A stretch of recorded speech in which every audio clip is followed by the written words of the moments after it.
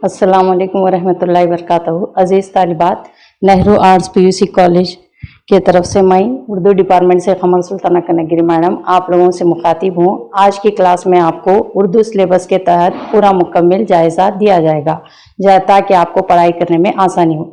जैसे कि आप तमाम जानते हैं कि अंजुमन इस्लाम के तरफ से हम तमाम को ये ऑनलाइन क्लासेस का एहतमाम किया गया है, तो इसका हमें भरपूर फ़ायदा उठाना चाहिए। तो यहाँ पे आप लोगों को सिलेबस दिया गया है ताकि आपके पढ़ाई में आसानी हो। तो सबसे पहले आपको नसर के हिस्से में जो है यहाँ पे टीपू सुल्तान की मजहबी रवादारी नसर दी गई है, जिसमें तारीख़ी वाक़यात है जहाँ पे टीपू सुल्तान ने दूसरे मज़हब के लोगों के साथ किस तरह से अपने ताल्लुकात रखे थे और उनका किस तरह से भाईचारगी से पेश आते थे, इसके तहत मुहब्बुल हसन ने बताया। उसी तरह से दूसरे सबक में आपको बूढ़ी का की एक अफसाना है जिसे प्रेमचंद ने उस ज़माने के समाजी अदवार को, समाजी हालात को बताने के लिए और बूढ़ों के साथ किस तरह से पेश आते थे लोग, वो ज़माने को बताने के लिए यहाँ पे बताया गया ये अफसाना है। उसी तरह से वक्त की कदर के लिए अखलाक़ियाती डिप्टी नज़ीर अहमद का लिखा हुआ एक अखलाक़ियाती मज़मून आपको दिया गया है ताकि आपको पढ़ाई करने में भी आसानी और वक्त की कदर भी मालूम हो। उसी तरह से मंटो एक नसर निगार हैं उर्दू के मशहूर, उनके लिए एक खाका शाहिद अहमद दहलवी ने लिखा है जिसमें हमें मंटो के ख़ास उन्वानात के तहत उनके मालूमात हमें हासिल होगी। उसी तरह से समाजी मीडिया एक साइंसी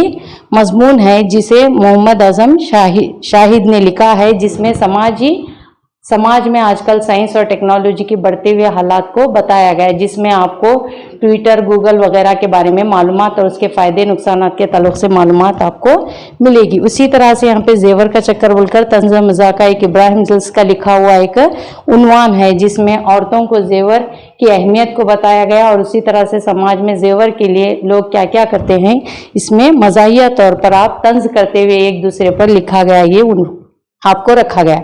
उसी तरह से शमशुर रहमान फारूकी से एक मुलाकात, इनका एक इंटरव्यू रखा गया जिसे गुलजार जावेद ने लिखा है।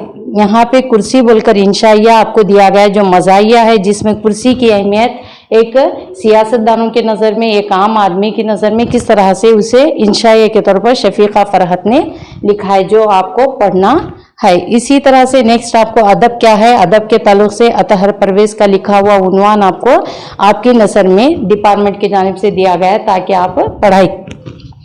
उसी तरह से खुदा हाफिज़ एक ड्रामा है जिसे शौकत तहनवी ने लिखा है। खुदा हाफिज़ के अहमियत को बताते हुए उसमें मज़ाहिया तौर पर एक ड्रामा लिखा गया है जिसे पढ़ने में आपको आसानी भी हो और साथ में आप इम्तिहान में अच्छे नंबर से हासिल कर सकें। मकतूबात आपको दिए गए, मकतूबात यानी ख़त नवेसी जो आजकल के ज़माने में आप ईमेल के ज़रिए करते हैं, लेकिन यहाँ पे आपको मकतूबात के बारे में दिया गया है ताकि आप पढ़ाई भी कर सकें। मकतूबात के ताल्लुक़ से मकतूब निगारी किस तरह से, इसमें आपको गालिब और अबू कलाम आज़ाद इकबाल के लिए खतूत हमें वो ज़माने के हालात को बयान करते हुए पेश किए गए हैं।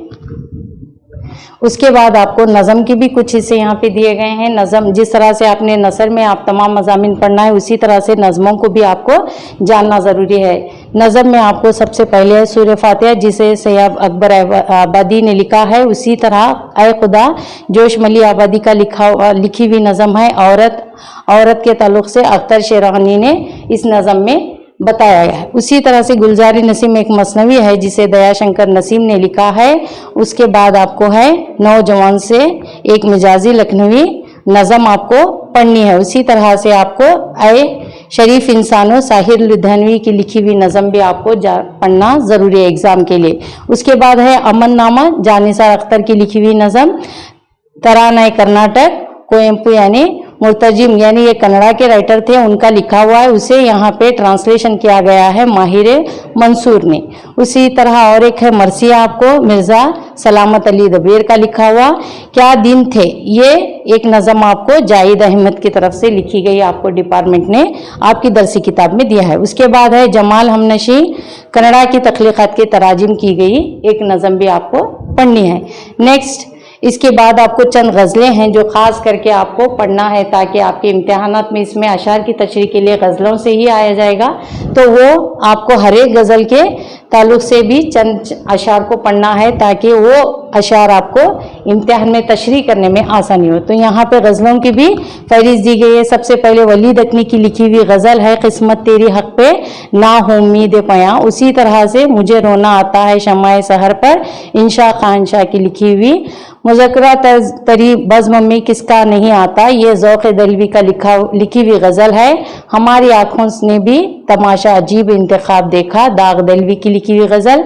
उसी तरह नेक्स्ट है किसी की याद मरसगाम दिल में जब नश्तर चुभती है, फ़ानी बदेवानी की लिखी हुई है। अल्लाह में रोज़गार को आसान बना दे, असगर गोंडवी की लिखी हुई है। बहुत पहले से इन कदमों की आहट जान लेते थे, फिराक गोरखपुरी की लिखी हुई गज़ल। तुझसे बिछड़े हैं तो अब किससे मिलाती है हमें, शहरयार की लिखी हुई गज़ल। सुना है लोग इनसे आंखें भर के देखते हैं, अहमद फराज की लिखी हुई गज़ल है। हम बहारों को सदाएं देते हैं, वक़ार खलील की लिखी हुई गज़ल। एक बूंद भी मिलती नहीं अब महरो वफा की, हसना सरवर की लिखी हुई गज़ल है। गज़लों के साथ साथ आपको ख़तात भी पढ़नी है, जो यहाँ पे 3 ख़तात दिए गए हैं, अब्दुल हमीद अदम की, नरेश कुमार शाद की, अजीज़ बेलगामी की। ये तमाम गज़लों के अशार को आपको बाकायदा याद करना है, ताकि इम्तिहान में आपको ये कम से कम 10 मार्क्स के लिए आपको 5 अशार लिखने के लिए दिए जाएंगे और एनुअल में भी आएंगे। उसी तरह मिड टर्म की जो भी आप प्रैक्टिस कर रहे हैं, और उर्दू एक ऐसी लैंग्वेज है जो आप मादरी ज़बान के तौर पर घर में रोज़ाना इस्तेमाल करते हैं, तो आसानी होगी कि आप इसमें ज़्यादा से ज़्यादा नंबरा से कामयाब हो। क्योंकि आप दूसरे सब्जेक्ट में अगर कम भी लेते हैं, जैसे कोर सब्जेक्ट जैसे आपके अगर आप आर्ट से हैं, हिस्ट्री सोशोलॉजी जो भी अगर आप कम ले रहे हैं, या साइंस से हैं, तो वहाँ पे आपके दूसरे सब्जेक्ट जो भी हैं उसमें अगर आप कम भी मार्क्स ले रहे हैं, तो ये उर्दू सब्जेक्ट की वजह से आपके स्कोर लेवल पर आ सकते हैं। क्योंकि आपको सिर्फ यहाँ पे पास होना ही नहीं है, बल्कि आपको ज़्यादा से ज़्यादा स्कोर करके अच्छा नतीजा या रिजल्ट निकालना है। उसके बाद आपकी और एक किताब है जो आप क़वाइद के ताल्लुक़ से इसमें दिया गया है। सबसे पहले क़वाइद में आपको है ज़बान व बयान की महारतें, यानी पहली साल अव्वल में भी आपने 2 किताबें पढ़ी थी, एक नसर नज़म के ताल्लुक़ रखने वाली, दूसरी है क़वाइद के ताल्लुक़ से जिसमें वर्क बुक भी कहा जाता है। तो ये क़वाइद यानी ग्रामर की बुक है, जिसमें आपको सबसे पहले है सिलेबस में ज़बान व बयान की महारतें।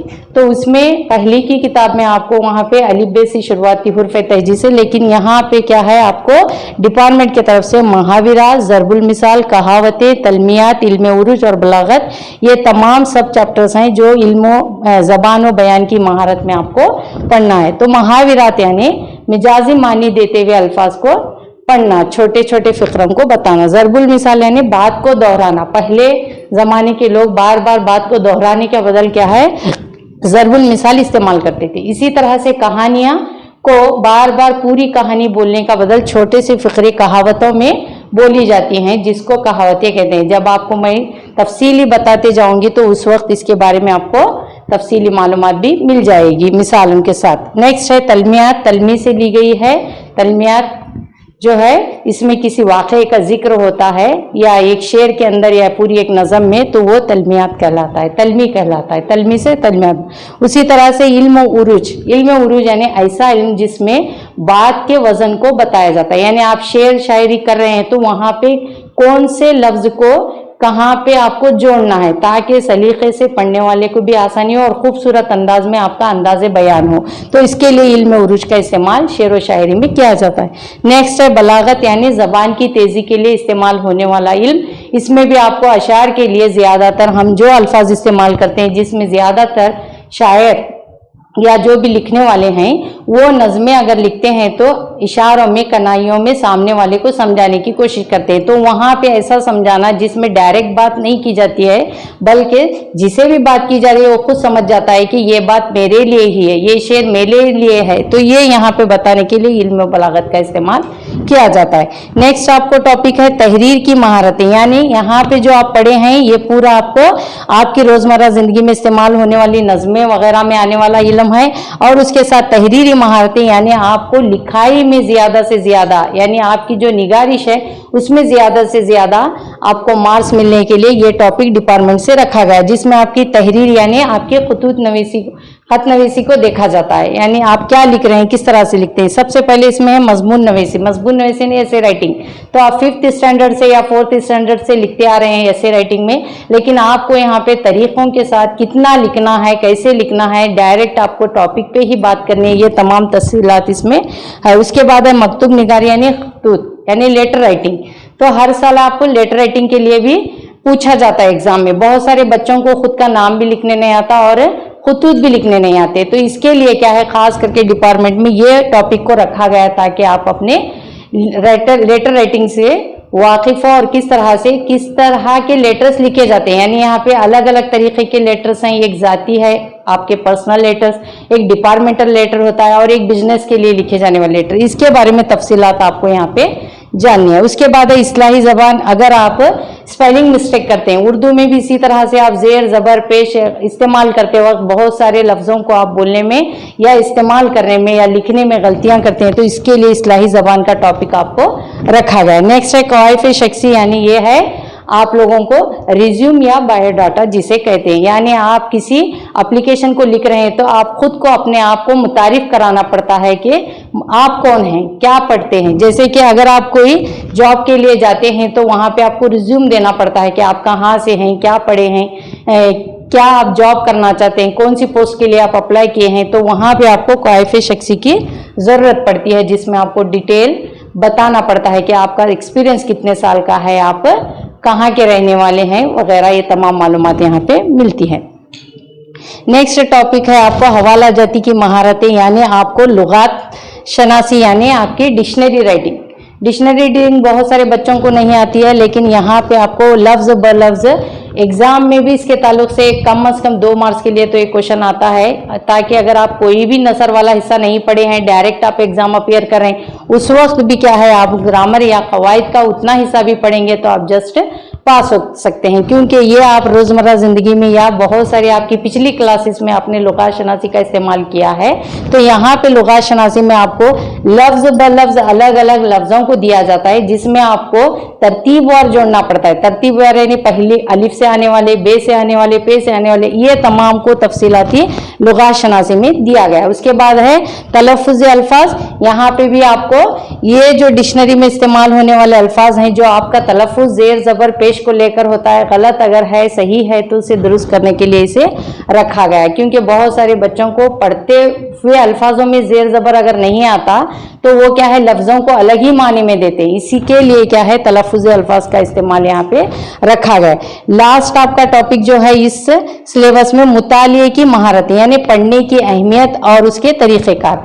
तो ये आपको ऐसा लगता है जैसे हम लोग पढ़ रहे हैं तो हमें ज़रूरत क्या है पढ़ने की अहमियत देखने, लेकिन एग्जाम में इसके ताल्लुक से भी कंपलसरी आपको 5 मार्क्स का क्वेश्चन आता है, यानी आपको एक पैसेज दिया जाएगा, उसे पढ़ने के बाद नीचे उससे ताल्लुक रखने वाले सवालात वहां पे दिए जाते हैं। तो यहाँ पे समझो माहौलियाती आलूदगी एक पैसेज है, उसमें माहौलियात के बारे में पूरा दिया जाता है, यानी आलूदगी किस तरह से फैलती है, आलूदगी के किस्में कौन कौन से, जैसे पानी से वाटर पोल्यूशन जैसे आप कह सकते हैं इंग्लिश में, उसी तरह से आपको आबी आलूदगी कहा जाएगा, हवा से आने वाली आलूदगी, अलग अलग किस्मों को पूरा तफसील से बताने के बाद उसी के नीचे चंद सवालात दिए जाएंगे जिसे आप ढूंढ कर इसमें जवाब लिखना है। तो ये आसान भी है पढ़ने में और आपको लिखने के लिए, लेकिन यहाँ पे मुतालिया करना आना जरूरी है, बगैर आप पढ़े के अंदाजे पर जवाबात नहीं ढूंढ सकते, इसीलिए तो ये आपको महारत यानी प्रैक्टिस करने के लिए ये टॉपिक यहाँ पे रखा है। उसके बाद ग्लोबल वार्मिंग भी इसी में है, और एपीजे अब्दुल कलाम के बारे में तो आप जानते हैं, इनका भी टॉपिक यहाँ पे दिया गया है। उसके बाद है किताब हमारी साथी, यानी ये पूरे अलग अलग ताल्लुक रखने वाले लेकिन मुतालिए के लिए दिए गए।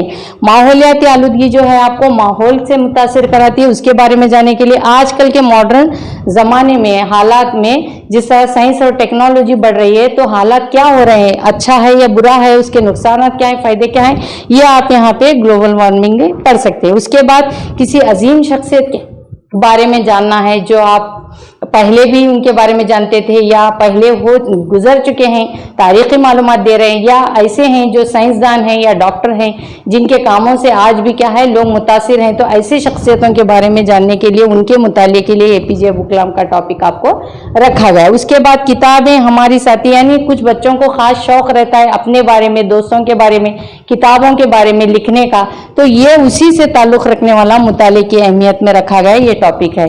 लेकिन खास ध्यान रहे कि इसमें से ही आएंगे सवालात, ये नहीं कह सकते, ये सिर्फ आपको मश्क करने के लिए दिए गए।